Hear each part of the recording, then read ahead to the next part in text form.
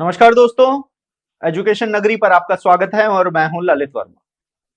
देखिए, चतुर्श्रेणी कर्मचारी भर्ती में स्क्रूटनी फॉर्म भरने की प्रक्रिया पूरी हो चुकी है। कर्मचारी चयन बोर्ड की ओर से 2 गुना सूची में शामिल 1,45,000 अभ्यर्थी इनको जो स्क्रूटनी फॉर्म भरने का समय वह 9 फरवरी से 2 मार्च तक दिया गया था।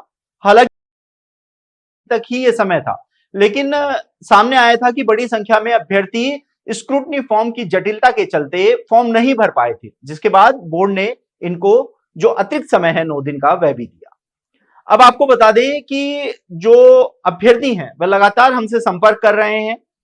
दस्तावेज सत्यापन 9 मार्च से शुरू होने जा रहे हैं और अभ्यर्थियों के मन में बहुत सा डर और सवाल है। अभ्यर्थी हमें फोन कर रहे हैं कि दस्तावेज सत्यापन में क्या करना है, क्या नहीं करना है, किन कागजों को लेके जाना है, कौन से शपथ पत्र लगाने हैं।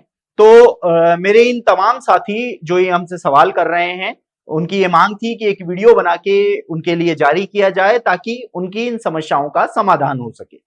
तो इसलिए एक छोटा सा ये वीडियो मैं आपके लिए बना रहा हूं। यदि आपको किसी भी तरह का कोई कंफ्यूजन हो इस वीडियो को देखने के बाद भी, तो भी आप मुझे कभी भी कॉल कर सकते हैं और अपनी समस्या का समाधान है वह करवा सकते हैं।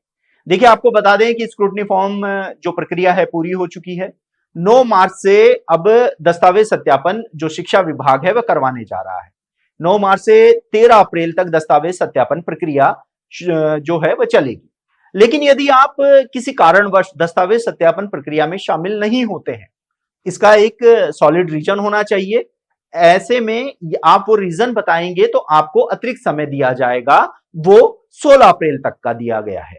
अब दस्तावेज सत्यापन के समय आपको किन बातों का ध्यान रखना होगा, यह हम आपको बता देते हैं। जब डीवी होगा तो आपको बता दें कि डीवी के लिए एक जो चरणबद्ध तरीका है, 8 चरणों में डीवी प्रक्रिया होगी। हर चरण के लिए अलग अलग जो मेरिट है, अभ्यर्थियों की सूची है वह जारी की जाएगी। इसका एक पूरा विस्तृत टाइम टेबल है जो शिक्षा विभाग है उसकी ओर से जारी भी किया जाएगा।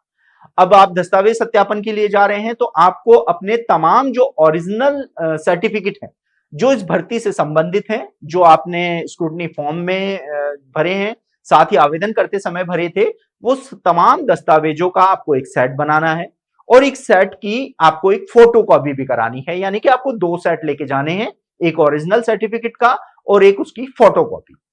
अब कई अभ्यर्थी हमसे संपर्क कर रहे थे कि सर, क्या शपथ पत्र किस चीज का लगेगा। तो अगर आपसे स्क्रूटनी फॉर्म के दौरान कोई गलती हुई है और आपको उस गलती का सुधार करना है, तो इसका एक शपथ पत्र आपको लगाना होगा। उदाहरण के तौर पे किसी अभ्यर्थी ने पीजी कर रखा है, लेकिन स्क्रूटनी फॉर्म में उसने अपनी क्वालिफिकेशन 10th तक ही बता दी है या 12th तक बता दी है, लेकिन उसको भविष्य में संभावनाएं देखते हुए अपना ग्रेजुएशन वाला या पीजी वाला जो सर्टिफिकेट जो उसके डॉक्यूमेंट्स हैं वो लगाने हैं। तो आपको इसका एक शपथ पत्र बनाना होगा कि मेरी क्वालिफिकेशन यहां तक है, लेकिन स्क्रूटनी फॉर्म में गलती से यहां तक की क्वालिफिकेशन फिल हुई है, तो ऐसे में मेरी हायर जो क्वालिफिकेशन है उनको जो है आगे कंसिडर किया जाए। इसके अलावा और भी कई गलतियां हैं, कई बच्चों के नाम में गलतियां हुई हैं, रोल नंबर में गलतियां हो गई हैं। तो इन तमाम जो गलतियां हुई है उसके लिए आपको सिर्फ एक शपथ पत्र लगाना होगा। आपसे अगर 2 या 3 गलतियां हुई है तो 3 शपथ पत्र नहीं लगेंगे। आपको उस एक शपथ पत्र में वो जितनी भी गलतियां हुई हैं वो मेंशन करके आपको वहां पर दस्तावेज सत्यापन के समय देना होगा। अब बहुत सारे अभ्यर्थियों का ये भी सवाल आ रहा है कि सर, मेरिट क्रमांक भी लिखना था, वो हमने जो स्क्रूटनी फॉर्म है उसमें नहीं लिखा है। तो आपको इसके लिए भी यही प्रक्रिया अपनानी है कि जो शपथ पत्र आप बनाएंगे उसमें लिख देंगे कि मेरिट क्रमांक इतना है, तो वो आपको वहां पर कंसीडर कर लेगा। अब बहुत सारे अभ्यर्थी हैं जिनको चॉइस फिलिंग है, डिपार्टमेंट चॉइस फिलिंग है, उसमें बदलाव करना है। तो देखिए, इसके लिए बोर्ड की ओर से आपको कोई एक्स्ट्रा बेनिफिट नहीं मिल रहे हैं। जो चॉइस फिलिंग है उसके लिए लिंक दोबारा नहीं खोला जाएगा। हालांकि जब हमने बोर्ड स्तर पर इसका पता किया तो सामने ये आया है कि यदि आपको चॉइस फिलिंग में कुछ बदलाव करना है तो उसके लिए आप एक शपथ पत्र बनवा लेना और दस्तावेज सत्यापन के समय आप वहां प्रस्तुत कर सकते हैं कि मेरी रैंक इतनी बनी है और इस रैंक में ये वाला डिपार्टमेंट आराम से मिल जाएगा।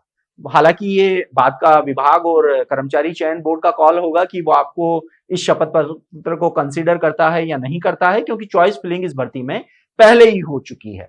तो आपको दस्तावेज सत्यापन के समय इन चीजों का विशेष तौर पर ध्यान रखना होगा। समय का ध्यान रखना होगा, लगातार आपको शिक्षा विभाग की जो ऑफिशियल नोट्स आते हैं उनका ध्यान रखना होगा, क्योंकि दस्तावेज सत्यापन में आप उसी स्थिति में अगर आप शामिल नहीं होते हैं अपनी डेट के टाइम पे, तो आपको जो एक्स्ट्रा टाइम मिलेगा उसी स्थिति में आप शामिल हो पाएंगे जिसका आपके पास कोई सॉलिड रीजन हो कि मैं इस वजह से शामिल नहीं हो पाया या नहीं हो पाई। तो मेरे हिसाब से आपके कुछ सवाल थे जिन्हों के जवाब मैंने दिए हैं। यदि आपका फिर भी कोई सवाल हो कि हमने इसमें थोड़ा कंफ्यूजन है, तो आप कमेंट बॉक्स में लिख देना। मैं वीडियो के सभी कमेंट पढ़ता हूं और कोशिश करता हूं कि उन कमेंट्स के पर्सनली जवाब भी दूं।